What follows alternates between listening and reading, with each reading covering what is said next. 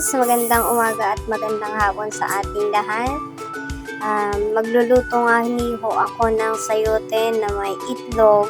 Sinimulan ko na siyang balatan para matanggal ang kanyang sakit ng loob. Charot.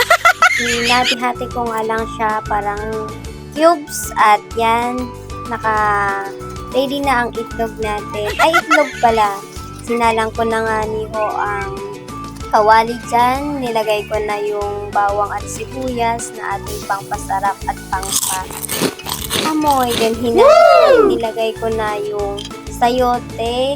Hintay natin hanggang kumulo at maging okay. Nilagyan ko na din ng magic sarap. Tsaka ko hinantay para ilagay itong itlog. Ayan, habang nilalagay ko ay medyo madami-dami siguro yung itlog, pero okay yan. Masarap daw kapag madami itlog. So, yun nga, at naluto na ang ating uulamin. At ayan, kinuha ko na. Siyempre, nagutom ako. Let's eat!